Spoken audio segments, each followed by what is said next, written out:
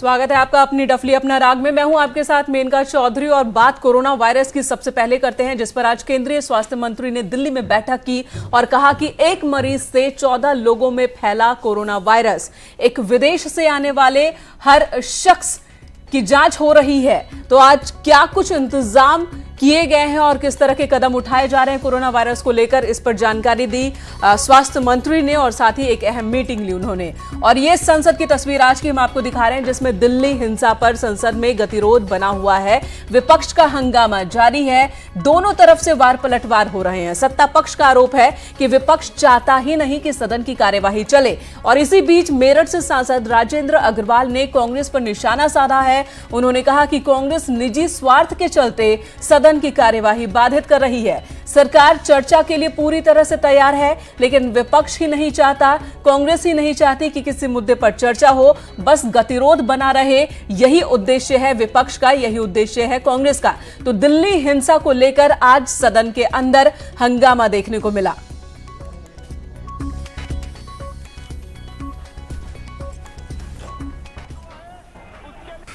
देखिए, सरकार हमेशा चर्चा के लिए तैयार है, पहले दिन से उसका कहना यह है। परंतु मुझे चिंता होती है, कांग्रेस सबसे बड़ा विपक्षी दल है और उसके साथ निरंतर 60 साल तक सरकार चलाने का अनुभव भी है। परंतु उसके बाद भी जैसी दिशाहीनता कांग्रेस का नेतृत्व लोकसभा के अंदर या राज्यसभा के अंदर दिखा रहा है, वो चिंताजनक है। दिशाहीनता का अन्य संदर्भों में कांग्रेस के अनेक सांसदों ने उल्लेख भी किया है। अब कल और परसों जिस प्रकार की घटनाएं, वो अच्छी घटनाएं नहीं है वो। तो दिल्ली हिंसा में 40 से ज्यादा लोग मारे गए, लेकिन राजनीति अपनी जगह पर जारी है।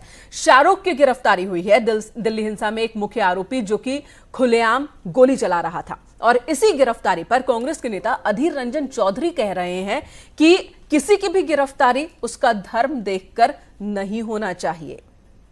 सिर्फ शाहरुख तो गोली नहीं चली, और तो बहुत है। सबको गिरफ्तार करना चाहिए, गिरफ्तारी में भी भेदभाव नहीं होना चाहिए। मेरा सवाल ये होगी, ये विनती ये होगी, गिरफ्तारी में भी भेदभाव नहीं होना चाहिए। खून तो खून, चाहे वो हिंदू खून हो या मुसलमान खून हो, खूनी तो खूनी, चाहे वो हिंदू हो या मुसलमान हो। गिरफ्तारी में भेदभाव धर्म मजहब नहीं देखना चाहिए। तो सवाल शाहरुख की गिरफ्तारी को लेकर था, लेकिन उस पर सीधे सीधे नहीं बोल पाए कांग्रेस के नेता अधीर रंजन चौधरी। वो यहां ज्ञान देते हुए दिखे और यहां पर यह कहते हुए दिखे कि गिरफ्तारी धर्म देखकर नहीं होनी चाहिए। तो आखिर सीधे सीधे जवाब क्यों नहीं उनके पास इस मुद्दे पर? इधर बीजेपी सांसद का कहना है कि दरअसल कांग्रेस के नेता भ्रम शुरू में फैलाते हैं और जब हिंसा हो जाता है तो उस पर भी राजनीतिक रोटी सेंकते हैं, और अब सदन की कार्यवाही चलने नहीं दे रहे हैं वो अपने निजी स्वार्थ के लिए। उन्होंने स्पष्ट किया है कि आप चर्चा करिए, हम तैयार हैं, लेकिन वो चर्चा भी नहीं करना चाहते, क्योंकि वो जानते हैं कि उनके शासनकाल में जिन तरह से 33,000 सिखों की निर्मम हत्या की है, वो दिल्ली और देश के लोग और दुनिया भर में बैठे हुए हमारे सिख भाई भूले नहीं हैं।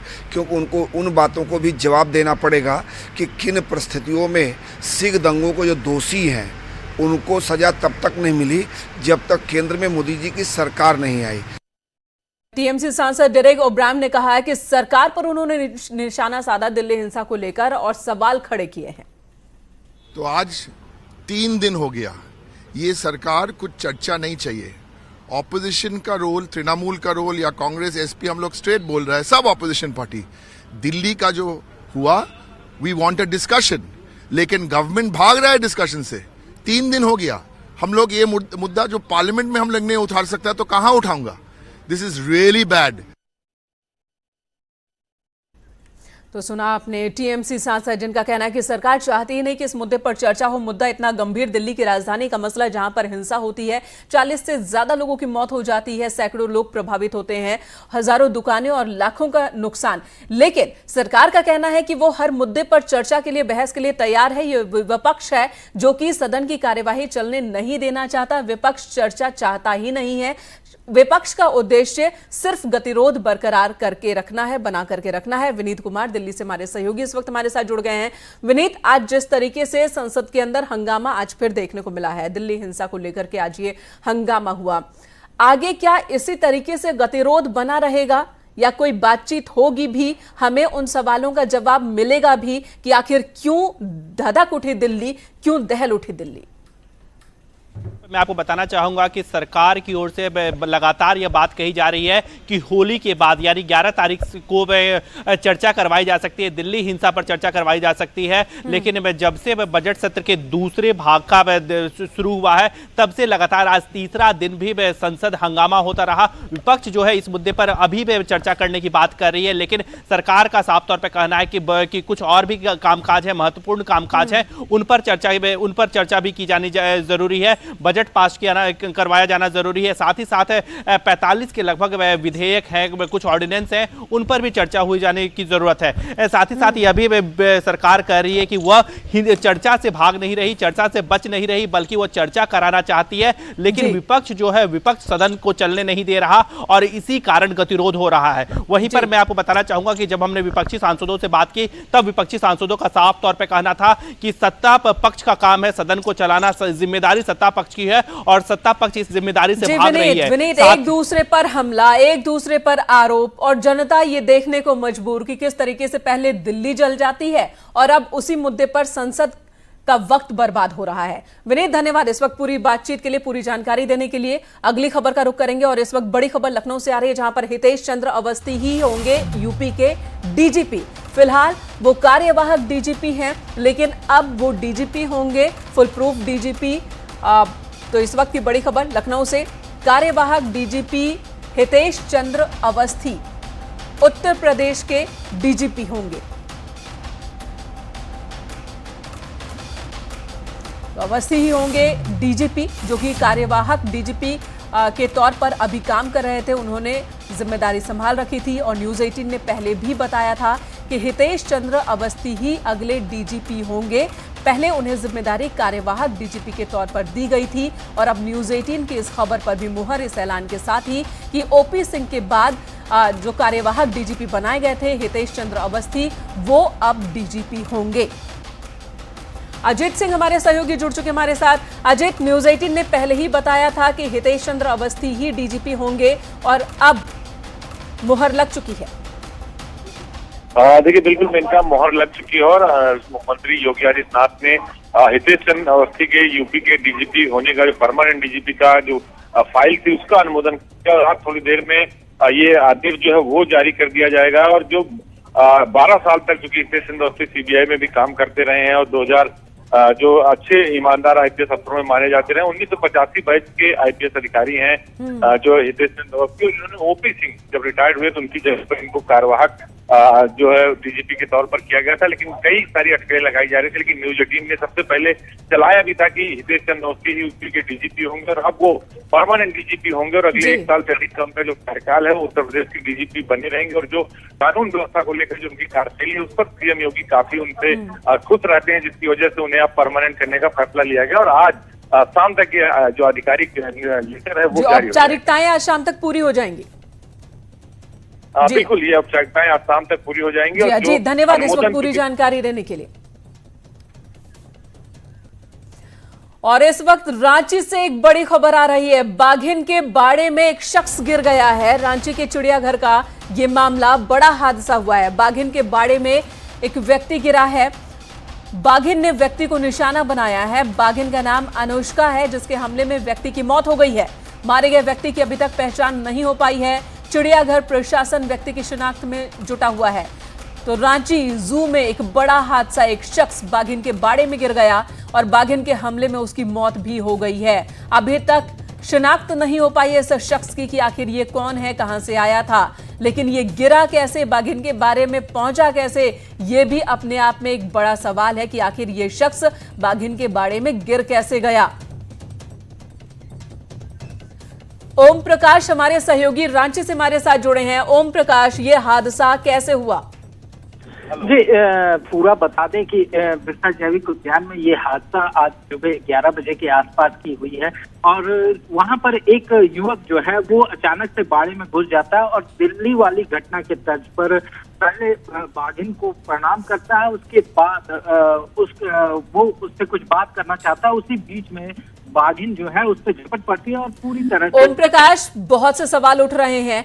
जब ये शख्स खुद भी अगर बाड़े में उतर रहा था, क्या किसी की नजर इस पर नहीं पड़ी? एक तरफ तो जू मैनेजमेंट की ओर से कहा जाता है कि हर तरफ सीसीटीवी कैमरे लगे हैं, हमारे कर्मचारियों की निगाह हर तरफ है, फिर क्या किसी ने देखा नहीं, किसी कर्मचारी ने रोकने की कोशिश नहीं की? दूसरा सवाल यह है कि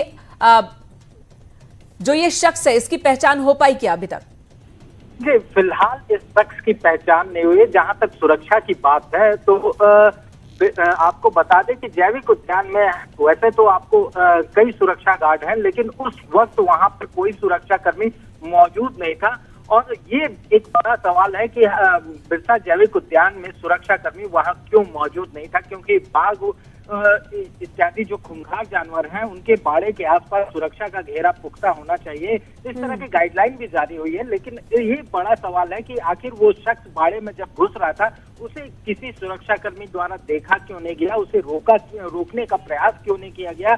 तो ये एक बड़ा सवाल है। और सुरक्षा व्यवस्था को लेकर अगर बात की जाए तो जी बड़ी लापरवाही है, और उस लापरवाही के खिलाफ अब क्या कुछ कार्रवाई होती है? जी ओम प्रकाश, बड़ी लापरवाही, और इस लापरवाही में एक शख्स की जान चली गई। हालांकि ये शख्स कौन है इसकी पहचान अभी तक नहीं हो पाई है, लेकिन जैसा कि आप बता रहे हैं कि ये खुद ही बाघिन के बाड़े में उतरा था, और जिससे लग रहा है कि जाहिर तौर पर ये किसी डिप्रेशन का शिकार रहा होगा, और जिसकी वजह से उसने ये कदम उठाया। लेकिन इसे रोका जा सकता था अगर अगर कर्मचारी मुस्तैद होते, अगर सुरक्षा कर्मी जो इस जू के अंदर हैं वो अलर्ट पर होते। बड़ी खबर आज की उन्नाव रेप पीड़िता के पिता की हत्या का मामला है, जिसमें पूर्व विधायक कुलदीप सेंगर दोषी करार दिए गए हैं। सेंगर को आपराधिक साजिश के तहत दोषी पाया गया है। दिल्ली की 30 हजारी कोर्ट ने उन्हें दोषी ठहराया है। कोर्ट ने कहा कि कुलदीप सेंगर का इरादा हत्या का नहीं था, लेकिन साजिश में वो शामिल। मामले में कांस्टेबल आमिर खान बरी कर दिए गए हैं। हत्या के 11 आरोपियों में से 4 बरी किए गए हैं। 2 पुलिस अधिकारी दोषी करार दिए गए हैं। सब इंस्पेक्टर केपी सिंह दोषी करार दिए गए हैं। तो वहीं अदालत ने एसएचओ अशोक भदौरिया को भी हत्या के मामले में दोषी ठहराया है।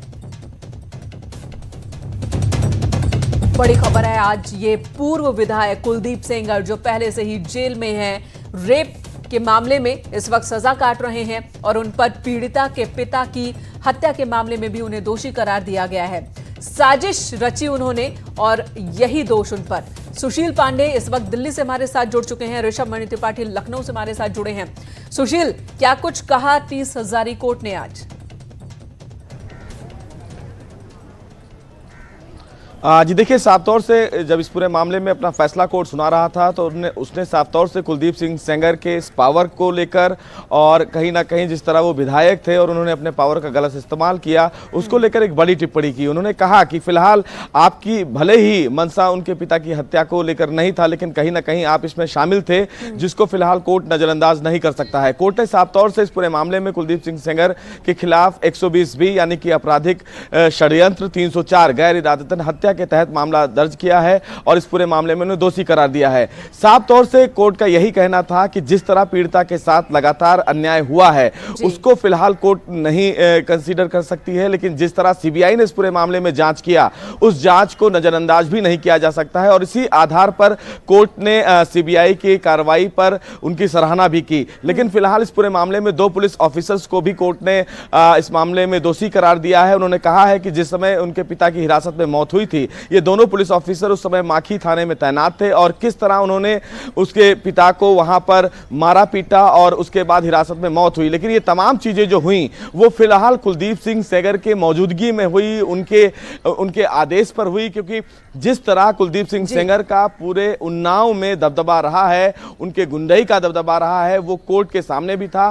कोर्ट में ये साफ तौर से कहा गया कि कुलदीप सिंह सेंगर ने जिस तरह बिल्कुल आपके पास लौटेंगे और ये भी जानेंगे कि आखिर 11 आरोपियों में से 4 जो बरी किए गए हैं उनका आधार क्या है बरी किए जाने का, ये भी जानेंगे। ऋषभ मणि त्रिपाठी लखनऊ से हमारे साथ जुड़े हैं। ऋषभ, कुलदीप सिंह सेंगर एक और मामले में दोषी करार दिए गए, पहले से ही जेल में हैं, सजा काट रहे हैं, किस तरह की हलचल वहां पर?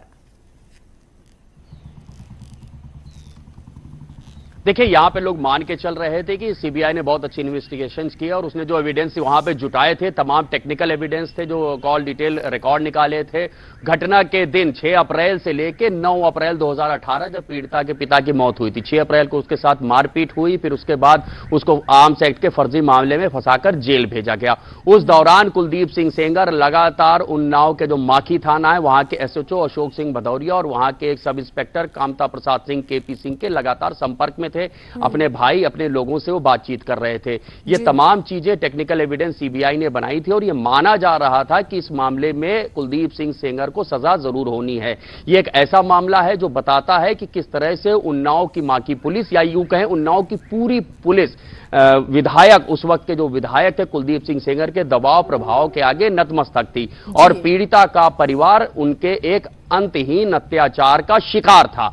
बलात्कार के मामले में उनको सजा सुनाई जा चुकी है और आज 120 आपराधिक जो साजिश रचने की धारा है वो उनके ऊपर बन गई है और उनके कोर्ट ने सजा सुना दी है। यहाँ पे भी लोगों का यही मानना है कि से कार्रवाई हो रही है, एक तरफ समाजवादी पार्टी के सांसद आजम खान के खिलाफ भी एक्शन हो रहा है करप्शन के मामले में, दूसरी तरफ कुलदीप सिंह सेंगर जो कभी बीजेपी से ही विधायक बने उनके खिलाफ भी कार्रवाई हो रही है, सजा भी हो रही है। तो कह सकते हैं कि यहां पर कानून अपना काम कर रहा है, पुलिस और सीबीआई अपने तरीके से अपना काम कर रही है। जी हाँ, देखिए ये बात बिल्कुल सही है। जब 2017 में योगी सरकार बनी उत्तर प्रदेश में, तब साफ साफ खुद मुख्यमंत्री योगी ने कई मौकों में कहा है कि अपराधियों को किसी भी तरह से सरकार का, सत्ताधारी दल का संरक्षण नहीं मिलेगा।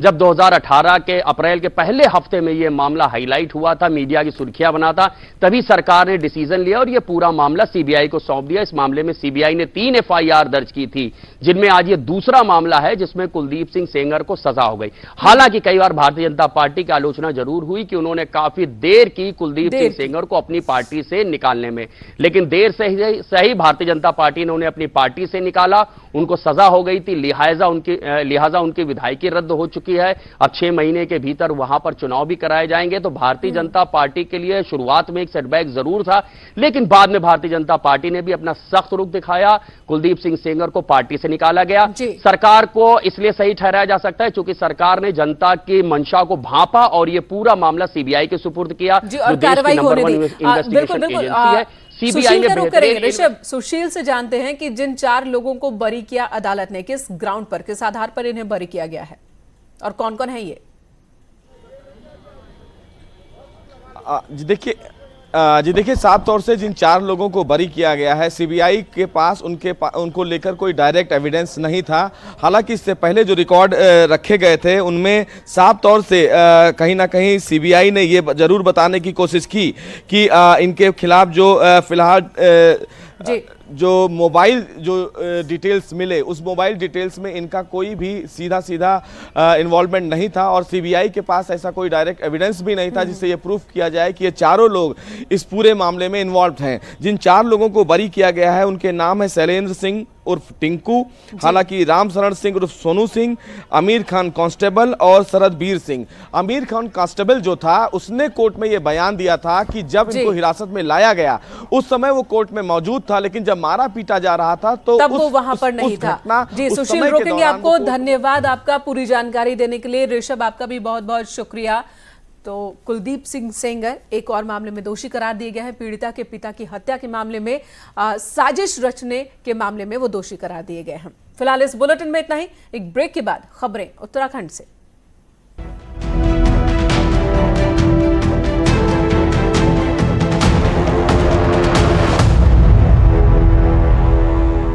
इस न्यूज हेडलाइंस के प्रायोजक कमल ज्वेलर्स, देहरादून।